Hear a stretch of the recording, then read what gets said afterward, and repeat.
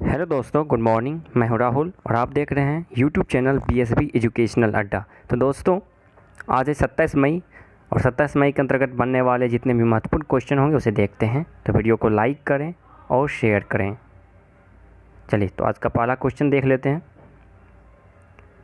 हाल ही में किस देश ने ओपन स्काई संधि से बाहर निकलने की घोषणा की है? ये एक संधि है, तो इससे अमेरिका ने हाल ही में बाहर निकलने की घोषणा की है। इस संधि के तहत, इस ओपन स्काई संधि के तहत रूस समेत 34 देश को अपने विमान एक दूसरे के क्षेत्र में उड़ाने की अनुमति है। संधि की स्थापना 34 सदस्यों ने अपने प्रतिभागियों के लिए एक एरियल निगरानी प्रणाली पर की थी और यह संधि 1 जनवरी, याद रखिएगा, संधि 1 जनवरी 2002 को हुआ था और इस संधि का सदस्य अपना देश भारत नहीं है। इस संधि में ज़्यादातर देखने को यूरोप, उत्तरी अमेरिका और पश्चिम एशिया के देश मिलेंगे, यानी कि यूरोप और उत्तरी अमेरिका साथ पश्चिम एशिया के देश शामिल हैं। अमेरिकी की बात है ये, तो अमेरिका की बात कर लेते हैं। अमेरिकी विदेश मंत्री अभी कौन है वर्तमान में? अमेरिका के विदेश मंत्री तो माइक पोम्पियो हैं। माइक पोम्पियो हैं और वहाँ के राष्ट्रपति डोनाल्ड ट्रंप हैं। ट्रंप के राष्ट्रपति बनने के बाद से यह तीसरा मौका है जब अमेरिका किसी अंतर्राष्ट्रीय संगठन समझौता से निकला है। और देखिए, अमेरिका जो है ये ओपन स्काई संधि से कितने समय के लिए बाहर आया है? तो 6 माह के लिए बाहर निकला है। 6 माह के लिए बाहर निकला है। रूस से कुछ अनबन होने के कारण ये ओपन स्काई संधि को छोड़ा है। तो चलिए, आज नेक्स्ट क्वेश्चन देख लेते हैं आज का। हाल ही में खनिज कानून संशोधन विधेयक 2020 किसने पारित किया है? तो हाल ही में खनिज कानून संशोधन विधेयक 2020 जो पारित किया है, ये भारत के संसद की जो निम्न सदन है यानी लोकसभा, इसके द्वारा पारित किया गया है खनिज कानून संशोधन को। देखिए, मिनरल लॉ अमेंडमेंट बिल यानी कि खनिज कानून संशोधन विधेयक 2020 जो है, ये लोकसभा ने हाल ही में जो पारित किया है, इसका मुख्य उद्देश्य कोयला खान अधिनियम 2015 के साथ साथ खान और खनिज अधिनियम 1957 में संशोधन करना है। इस दोनों में संशोधन करने हेतु खनिज कानून संशोधन विधेयक को पारित किया है। किसने? लोकसभा ने पारित किया है।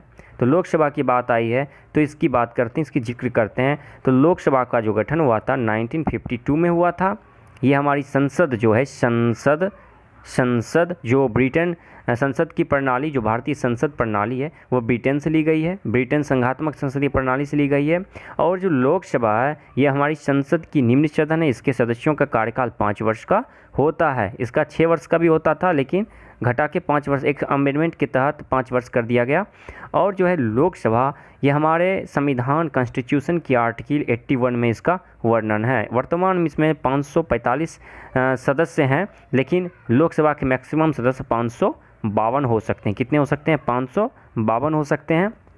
देखिए, लोकसभा की बात कर रहे हैं तो इसमें एंग्लो इंडियन जो राष्ट्रपति, एंग्लो इंडियन का मतलब होता है कि राष्ट्रपति दोनों सदनों में नियुक्त करते हैं, अपने तरफ से सदस्य को नाम निर्देशित करते हैं। तो राष्ट्रपति जो राज्यसभा में नाम निर्देशित करते हैं, उसमें एंग्लो इंडियन जो होते हैं 12 को कर सकते हैं। राष्ट्रपति को अधिकार है राज्यसभा में 12 सदस्य को देने का और लोकसभा में 2 सदस्य को देने का अधिकार है, और बाकी राज्य और केंद्र शासित प्रदेश से आते हैं। देखिए, 17वीं लोकसभा का चुनाव हाल में 2019 में जो 11 अप्रैल से लेकर 19 मई के बीच से 7 चरण में संपन्न हुआ था, जिसमें 23 मई का रिजल्ट आने के बाद 303 सीट बीजेपी ने जीता था। इस 17वीं लोकसभा जो हुई 2019 में, इसमें भारत की सबसे युवा सांसद चंद्रानी मुर्मू है और ये उड़ीसा के क्योंझर से लड़ी थी। ये क्वेश्चन है कि भारत के सबसे यंग सांसद कौन है? तो चंद्रानी मुर्मू हैं, जो कि उड़ीसा के क्योंझर से लोकसभा चुनाव लड़ी थी और विजेता भी हुई और संसद भी पहुंची। और देखिए, संसद जो ये बनता है राष्ट्रपति से और राज्यसभा से और लोकसभा से। राष्ट्रपति, राज्यसभा और लोकसभा से बनता है और राज्यसभा हमारे जो संसद है इसका ये उच्च सदन होता है। चलिए, लोकसभा की अभी वर्तमान में 17वें लोकसभा अध्यक्ष कौन है? तो ओम प्रकाश बिरला हैं। कौन है? ओम प्रकाश बिरला। और लोकसभा की पहली महिला अध्यक्ष कौन थी? मीरा कुमार। लोकसभा की पहली महिला महासचिव कौन हुई? तो स्नेहलता श्रीवास्तव हुई है। गृह मंत्रालय, इसके वर्तमान में भी केंद्रीय मंत्री कौन है गृह मंत्रालय के? तो अमित शाह हैं। ये पहले भाजपा के राष्ट्रीय अध्यक्ष थे। रक्षा मंत्रालय अभी राजनाथ सिंह के पास है और वित्त मंत्रालय जो है ये निर्मला सीतारमण के पास है। और वित्त मंत्रालय की जो स्थापना हुई थी ये 29 अक्टूबर को हुई थी 1946 में, और रक्षा मंत्रालय और गृह मंत्रालय की स्थापना 15 अगस्त 1947 को हुई है। चलिए नेक्स्ट क्वेश्चन, लोकसभा का गठन 1952 में हुआ था। नेक्स्ट क्वेश्चन देखिए, हाल ही में वित्त मंत्री बजट 2020-21 में हरित ऊर्जा उपकरणों के आयात शुल्क में कितनी प्रतिशत की वृद्धि की है? तो हाल ही में 20% की आयात पे वृद्धि की है। देखिए वित्त मंत्री जो है निर्मला सीतारमण, भारतीय वित्त मंत्री, बजट 2020-21 में सेल्स की तरह, वस्तु की तरह, एक वस्तु जैसे बेचा बेची होता है, वस्तु ऑब्जेक्ट्स को बेचते हैं, तो सेल्स की तरह हरित ऊर्जा उपकरण यानी कि green energy equipment, green energy equipment के इंपोर्ट पर, उसके शुल्क पर 20% की वृद्धि की है। इसका उद्देश्य उपकरणों के स्थानीय विनिर्माण, उपकरण जो हमारे भारत में स्थानीय बनते हैं, मैन्युफैक्चर होते हैं, उसको चलाना और कम गुणवत्ता वाले चीन से उपकरण आते हैं उसके आयात को कम करना है। देखिए ये आयात क्या है, यानी कि इंपोर्ट क्या होता है, एक्सपोर्ट क्या होता है, इंपोर्ट एक्सपोर्ट इंग्लिश में बोलते हैं, आयात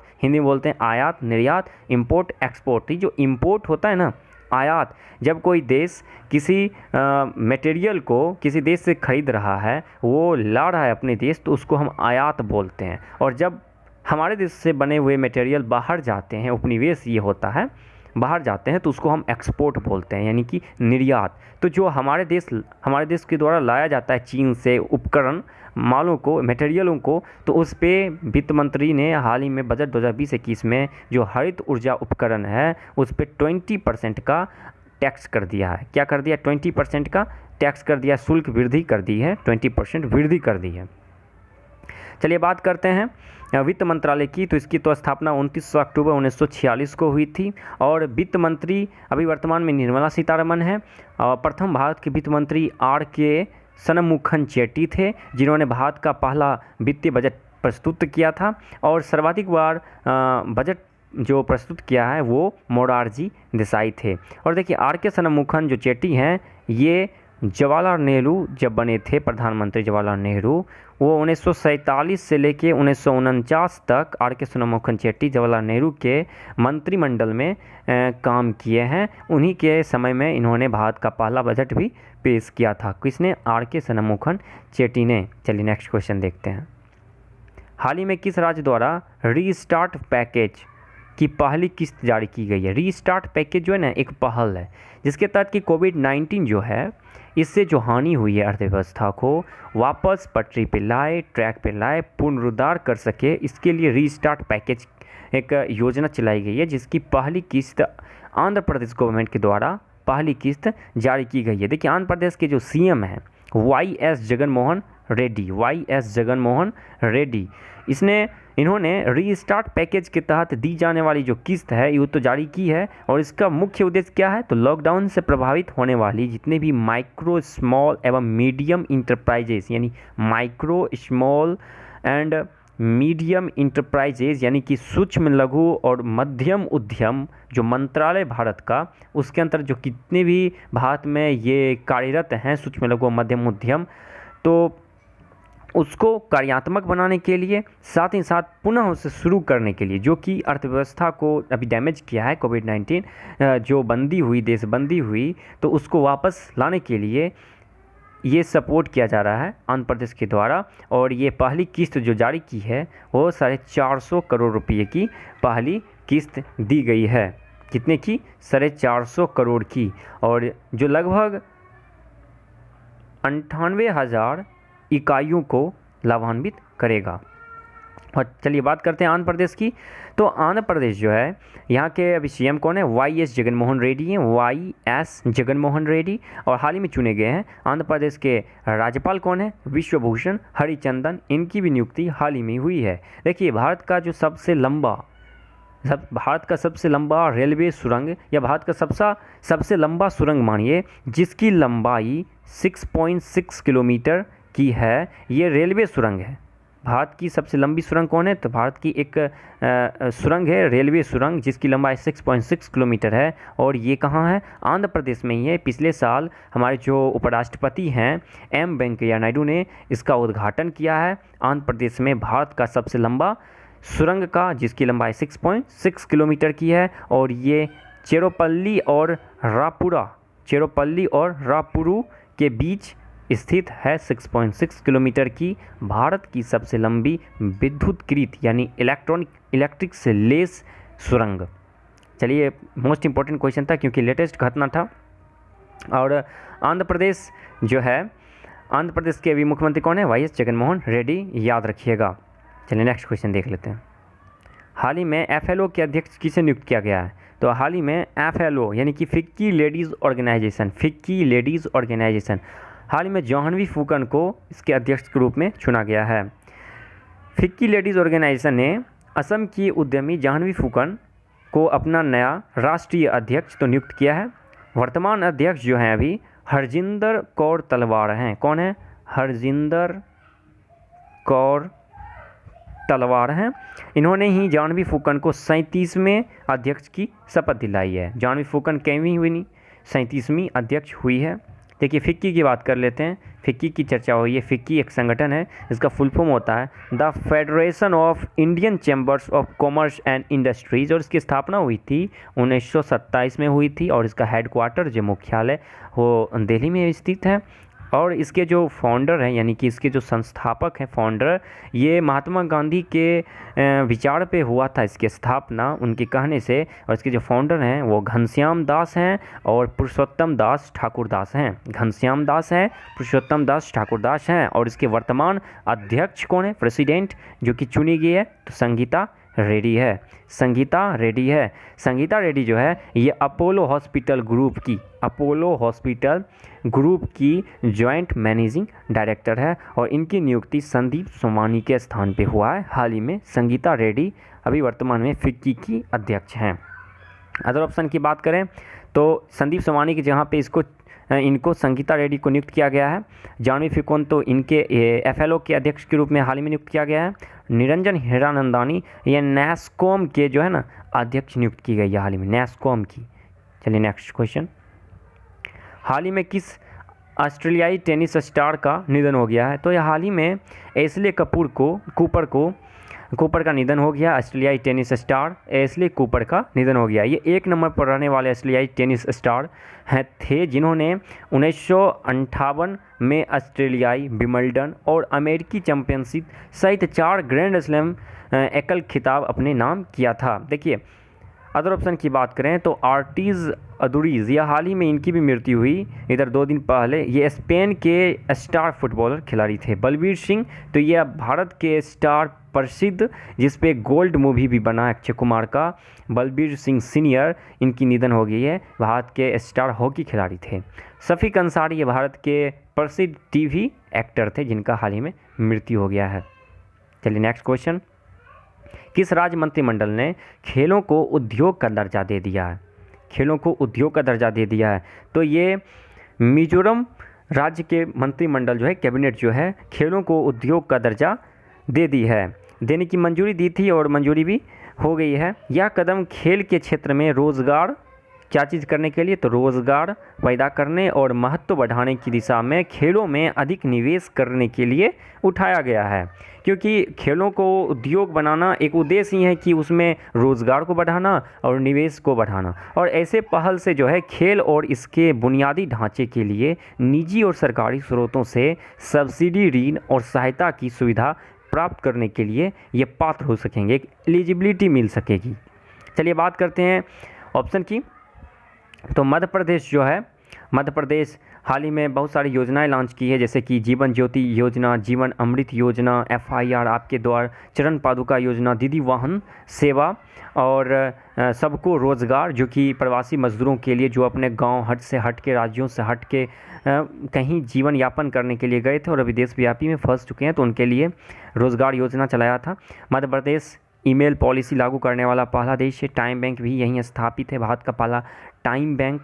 और भोपाल में क्यूआर कोड वाला, भारत का पहला क्यूआर कोड लगाने वाला नेशनल पार्क वन विहार भी है। और भारत का पहला जो है इलेक्ट्रिक क्लिनिक, गार्बेज क्लिनिक, वो मध्य प्रदेश की राजधानी भोपाल में ही है। और देखिए मध्य प्रदेश जो है एक 2019 की रिपोर्ट ISFR यानी कि India state of forest report में मध्य प्रदेश क्षेत्रफल की दृष्टि से सर्वाधिक वन वाला राज्य है। और परसेंटेज की दृष्टि से देखा जाए तो मिजोरम है। कितने परसेंट मिजोरम में है? तो 85.41%। 85.41% यहाँ पे कितना है? 85.41%।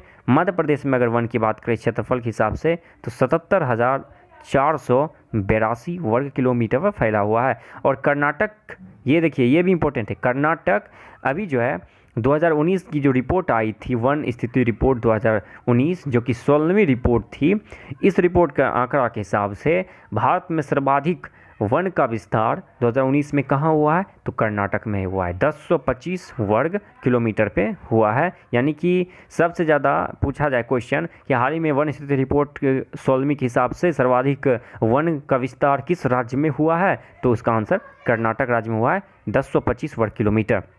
देखिए कर्नाटक की जो राजधानी क्या है? बेंगलुरु। तो बेंगलुरु जो है यहाँ पे ही भारत का पहला एयर प्यूरिफिकेशन सिस्टम को स्थापित किया गया है। एयर, और विश्व का सबसे बड़ा एयर प्यूरिफायर सिस्टम जो है चाइना ने स्थापित किया है। लेकिन भारत का पहला एयर प्यूरिफायर सिस्टम कहाँ है? तो कर्नाटक की राजधानी बेंगलुरु। बेंगलुरु जो है हमारे इसरो संस्था है ना, सार्वजनिक संस्था, अंतरिक्ष एजेंसी पर कार्य करने वाली संस्था, जिसकी स्थापना 1969 में हुई थी, 15 अगस्त 1969 को। इसकी भी मुख्यालय कहाँ है? हेडक्वार्टर कहाँ है? बेंगलुरु में है। बेंगलुरु को हम सिलिकॉन वैली के भी नाम से जानते हैं और साइलेंट वैली के नाम से केरला को जानते हैं। चलिए नेक्स्ट क्वेश्चन देख लेते हैं। हाल ही में किस IIT प्रोफेसर को युवा कैरियर पुरस्कार 2020 से सम्मानित किया गया है? तो हाल ही में सौरभ लोढ़ा, IIT बॉम्बे के प्रोफेसर को युवा कैरियर पुरस्कार 2020 से सम्मानित किया गया है। इनका नाम है सौरभ लोढ़ा। क्या नाम है? सौरभ लोढ़ा।